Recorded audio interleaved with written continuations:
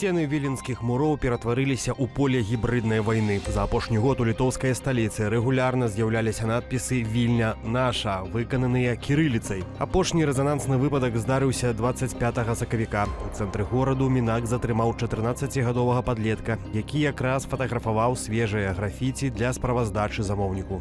Хлопец расплакаўся і заявіў, што дзейнічаў пад пагрозай. Невядомыя абяцалі спаліць ягоны дом, калі ён не выканае заданне. Гэты прыклад паказвае новы цынічны ўзровень маніпуляцыі, дзе дзеля правакацыі выкарыстоўваюць мясцовых дзяцей. Раней журналісты высветлілі, што замовы на такія надпісы з'яўляюцца ў тэлеграм-чатах па пошуку падпрацовак, дзе выканаўцам абяцаюць каля 50 еўраў. Пры гэтым самі літары часта напісаныя з памылкамі, характэрнымі для людзей, якія карыстаюцца лацініцай і зусім не ведаюць кірыліцы.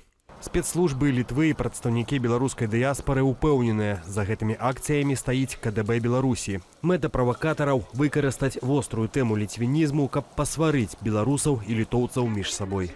Рэжым Лукашэнкі спрабуе выставіць беларускіх уцекачоў агрэсіўнымі і няўдзячнымі, каб справакаваць хвалю беларусафобіі і пазбавіць дыяспару падтрымкі. Гэтыя надпісы на сценах – гэта не выпадковае хуліганства, а сістэматычная праца па распальванні нянавісці. Галоўная задача гэтай кампаніі – разбурыць салідарнасць двух народаў, выкарыстоўваючы фарбу як зброю. Нядаўна ў Вільні прайшоў першы штогадовы экспертны семінар па пытаннях літоўска-беларускіх адносінаў. Там былі даследчыкі, дыпламаты, эксперты, і ўсе абмяркоўвалі стан і такія перспектывы літоўска-беларускіх адносінаў. Што абмеркавалі і які кірунак зараз мы І ўвогуле, ці варта абмяркоўваць гэтыя адносіны, стасункі, ці ўсё добра, ці ўсё дрэнна? Ну, глядзіце, тут было б больш яскрава расказваць эту гісторыю з імёнамі і так далей, але сам семінар праходзіў у рэжыме Chatham House, то бок можна расказваць, што гаварылі, нельга казаць, хто гаварыў. Ну, адзінае, што Андрэй Казакевіч, это кіраўнік, беларускі брытолог, кіраўнік інстытута палітычная сфера, па выніках праводзіў прэс-канферэнцыю, таму можна казаць, што вот ён там быў. Вось, но я там быў на невялічкай панелі, прысвечанай таму, як працуе беларуская дзяржаўная прапаганда і што такое вот літвінізм у іх выкарыстанні. А так увогуле сапраўды адносіны абмяркоўваліся і абмяркоўваліся з розных бакоў, і быў з аднаго боку пытаннічка з аднаго удзельнікаў: а што будзе, калі беларусы зноў стануць самі кіраваць сваёй краінай і вернуць герб пагоні? Ну вот калега з іншага боку сказаў, што ну гэта будзе вельмі выклікаць вялікае абурэнне, і пра гэта таксама спрачаліся. Менавіта пагоня. Так, бо у Літвы ёсць герб пагоня, конь выглядае трошкі па-іншаму, малюнак трошкі іншы, але калі памянялася гэта у афіцыйнай дзяржаўнай сімволіцы, то гэта выклікала пэўную палёгку, а вот тое, што мы выкарыстоўваем герб пагоні, ну, выклікае часам пытанні. І вот гэтыя рэчы трэба прагаворваць, і тут сапраўды ўзнікалі забаўныя штукі, і адзін з удзельнікаў таксама цікава сказаў, што вот літоўцы зараз шмат хто цураецца сваёй дзяржавы, а беларусы адны з немногіх нацый, якія хочуць стаць літоўцамі, і таму гэта глядзелася з розных бакоў. І ці да чагосьці дамовіліся, напрыклад, што там праз некаторы час, напрыклад, давайте нам пагоня, а вам, беларусы, калі ласка, берыце сабе там нейкую Сафія, хай будзе поласкай у вас на гербе. Не, паколькі гэта была размова хутчэй такія акадэмічныя, то не магло прымацца ніякіх дзяржаўных рашэнняў. У Літвы ёсць свой герб, які для нас выглядае як пагоня, для іх ён называецца па-іншаму. Але фактычна пытанне не ў гэтым. Пытанне ў тым, што нас аб'ядноўвае, што нас раз'ядноўвае. Бо ёсць адна крайнасць, і вот яе можна называць тым, чым пужаюць літвінізмам, калі беларусы кажуць, што Вялікае княства літоўска-рускае жамойцкае, гэта была выключна беларуская дзяржава.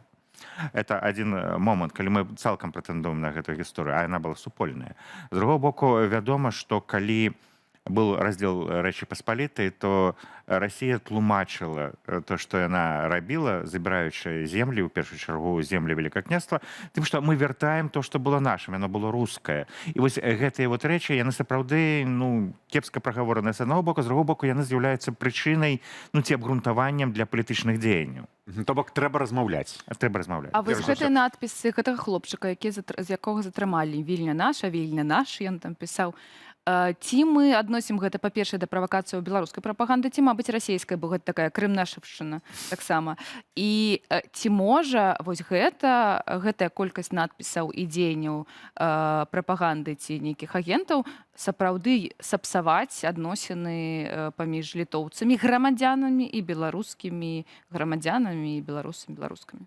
Могуць. Вот хто канкрэтна был замоўшчыкам, я не гатовы сказаць, трэба разбірацца, але само па сабе на мінулай парламенцкай кампаніі у Літве вось такія, ну, можна сказаць, ксенафобскія погляды на беларусаў былі часткай палітычнай кампаніі.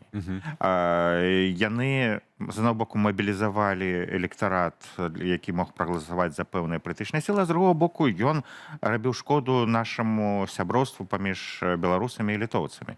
І вось гэта тое, што, ну, натуральна будзе выкарыстоўвацца ворагамі Літвы і ворагамі дэмакратычнай Беларусі, то это натуральны працэс. Іншае пытанне, што вось мы ведаем, што часам бывае, што людзі не ведаюць, што і навошта яны робяць з аднаго боку, і могуць заплаціць, яны могуць рабіць проста як наёмныя людзі. А з другого боку бывае так, што яны думаюць, што я гэта зраблю, каб было лепей, бо я пакажу на ворага. Вот, ну, памятаеце, был такі фільм, дзе быў Шарапов, і там вор мусіць сядзець в турме, а калі ён не мы яго не злавілі за руку, то мы падкінем ему кашалёк. Ну, людзі могуць думаць па-рознаму. А вот што па-сапраўднаму шкодзіць? Ну, вы ведаеце, літоўцы мала ведаюць пра беларусаў. І вось сацыялагічныя даследаванні это паказваюць. Ну, і вот мой асабісты досвед, я вучыўся ў Літве, ну, крыху даўней, але тым не менш. Яны добра ведалі, што адбываецца в Расіі, але вельмі мала ведалі, што адбываецца в Беларусі. Хаця мы мяжуем, мы блізка, і от беларусы лічылі Вільню трэцім аэрапортам Мінск-3. Вельмі часта ездзілі, але мы ездзілі як турысты, але мы мала інтэграваліся ўнутры. І гэта таксама наносіць шкоду свайго кшталту, бо не давала магчымасці пабачыць адзін аднаго. Вось апытанне, якое паказвалі, сацыялагічнае пытанне, якое паказвалі на канферэнцыі, там штосьці каля 12% літоўцаў маюць непасрэдную камунікацыю з жыхарамі Беларусі. Ну, гэта вельмі мала, бо мы мяжуем. А вот у беларусаў трышку па-іншаму. Мы таксама не ведаем асабліва пра літоўскую палітыку, але мы ведаем, дзе знаходіцца Акропаліс. Мы ведаем, дзе знаходіцца аэрапорт. Ну, так. Гэтыя рэчы для беларусаў былі вядомыя, але мы пра гэта нічога не ведаем пра літоўцаў. А гэта моўны бар'ер ці вось успрыманне як ворага свайго? Это не толькі моўны бар'ер, гэта просто мы не праклалі сцежку адзін да аднаго. Гэта вялікі працэс, які трэба было бы рабіць. А вот наконт таго, што робяць прапаганда, вот канкрэтна мы в медыакі рабілі даследаванне, у межах якога стала бачна, што вот ёсць такі канцэпт вялікі іншы, у параўнанні з якім параўноўваецца, што адбываецца ў нас в краіне. Вот раней у беларускай прапагандзе вялікім іншым была Польша.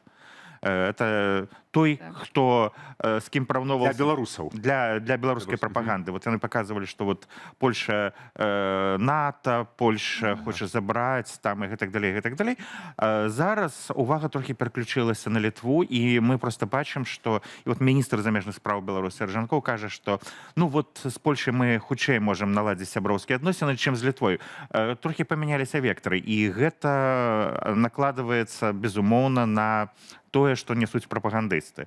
Ну, а ці это працуе? Ну, цяжка сказаць. Мы мала ведаем адзін народ пра другі народ, мы мала супольна кантактуем, і мы маем нейкія розныя стэрэатыпы, міфы, і все гэта разам падбухторваецца для таго, каб паказаць. Вось там літоўцы заняпад, разбурэнне, няма эканомікі, а в Беларусі все квітнее і расце.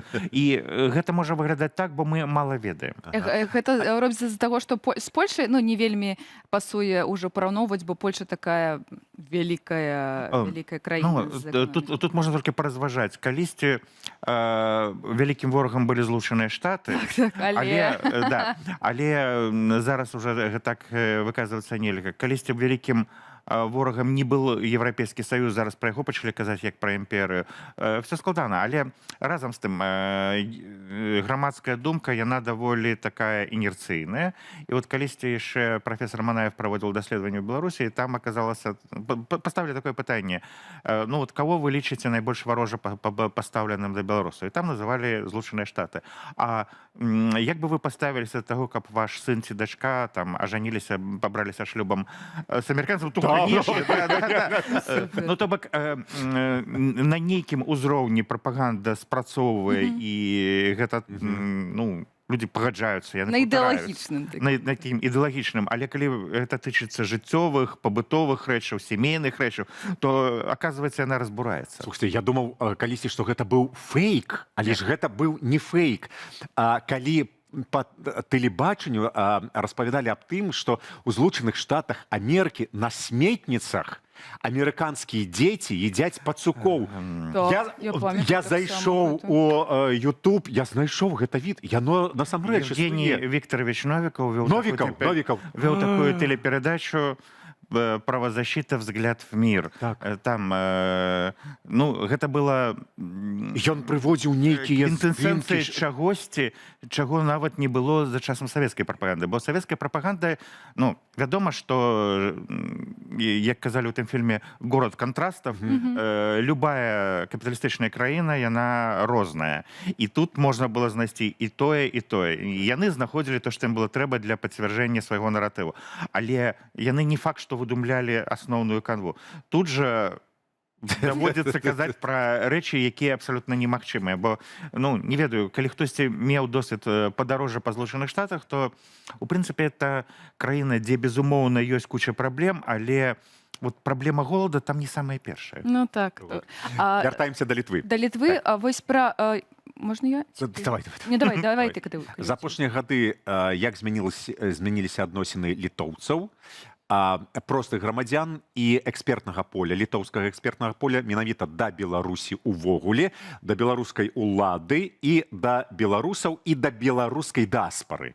Ось такое складанае пытанне. Складанае пытанне, я не на все змагу адказаць. Вот глядзіце, калі казаць да 20-го года, у значнай ступені было неведанне. Ну, просто неведанне... Нешта адбываецца. Нешта адбываецца, перыядычна расказваюць нешта. Нехта прыязджае у Вільню там ці штосьці падобнае, але разам з тым, нават калі, вот, можа, памятаеце, быў такі палітычны дзеяч Семён Шарэцкі, ён узначальваў Верховны Савет, які быў распушчаны ў Беларусі, але Літва тады дала яму магчымасць працаваць, і ён быў госцем дзяржавы як кіраўнік беларускага парламента. Афіцыйна гэта было. І нават на той момант літоўцы мала ведалі пра Беларусь і беларускую, ну, шарагова літоўцаў. Эліта ведала, безумоўна, палітыкі ведалі. Вялікі ўсплёск быў у 20-м годзе, і Літва была адна з тых краінаў, якая дала магчымасць в'ехаць многім беларусам, якія уцякалі ад пераследу. Гэта зрабіла Літва, гэта зрабіла Польшча, але потым адбылася шырокамаштабнае ўварванне Расіі ў Украіну, і настроі в Літве памяняліся ў значнай ступені. Ну, стала бачна, што ёсць пагроза, і прычым такая ваенная пагроза, якая побач з Літвой, і шмат якія рэчы сталі успрымацца, ну, не так проста, і памяняліся вектары. Ну, такая вот абарончая, такая мілітарыстычная ў значнай ступені частка дыскурсу стала падвышацца. І тут уже стала, з аднаго боку, не да беларусаў, а з другого боку, ну, глядзіце, здаецца, што ў Вільні многа беларусаў. Правда, тут ёсць гульня з лічбамі, бо з тых многіх беларусаў, якія атрымалі від на жыхарства в Літве, больш за палову гэта кіроўцы фураў, якія в Літве нават і не жывуць. Яны маюць беларускія пашпарты, працуюць на літоўскую кампанію, катаюцца па Европе. А калі казаць пра беларусаў, якія выехалі па палітычных прычынах, то лічбы называюць розныя, але гэта каля 1500 всяго толькі. Але разам з тым это атрымалася так, што гучыць многа рускай мовы, і зараз сталі казаць, што это відавочна беларусы. Насамрэч, это не відавочна беларусы, это могуць быць і украінцы, это могуць быць і расіяне, это можа быць все, што заўгодна. Але само па сабе это стало выклікаць такое пэўнае незадавальненне. А цікава, памятаеш, першае паведамленне, якое атрымаў, калі выйшаў за Крэсціна, гэта было паведамленне ад амбасадаркі, літоўскай амбасадаркі. Што патрэбна? Дапамога патрэбна, віза патрэбна, прыходзь, усё зробім. Ну, зразумела, вось гэта на ўзроўні элітаў, на ўзроўні аналітыкаў, на ўзроўні дзяржавы, але на Але ўзроўні... ў 20-м годзе і да 22-го года гэта сапраўды была вялікая такая эмацыйная хваля салідарнасці, але потым пачалі ўздымацца ўжо і іншыя пытанні, то бок яна адышла на другі план у значнай ступені.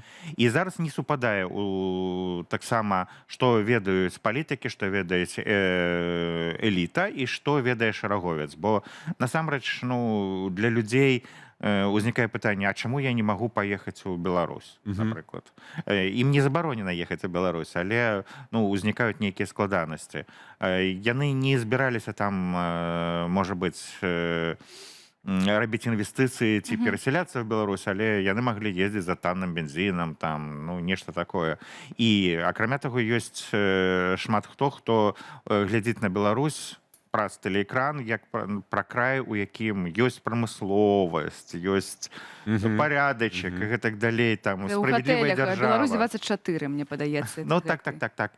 Ну, зараз уже, можа быць, это і выключылі з кабельных сетак, але, тым не менш, пэўны эфект ад такога ўздзеяння быў, бо было тое, з чым можна параўнаць. Для Літвы тады Беларусь была вялікі іншы краіна, з якой таксама можна было себе параўноўваць. Але само па сабе, гэта ў значнай ступені медыа-эфекты, тое, што з аднаго боку людзям не перакрыжоўваюцца з іх жыццёвымі інтарэсамі, а з другога боку ім даецца як нешта страшнае ці нешта небяспечнае расказваецца, і яно запамінаецца, бо мы ўсё ж такі рэагуем на такія выклікі. Глядзі, ось затрымалі гэтага хлопчыка, які маляваў Вільня наша. Ён літовец. Так. Мабыць, гэты факт неяк палепшыць адносіны паміж беларусамі. Перакрэсліць меты, зонды, фуры, перакрэсліць усё тое, што было. Гэта ваш, гэта не мы. Гібридную агрэсію ў Літве, канешне, разумеюць.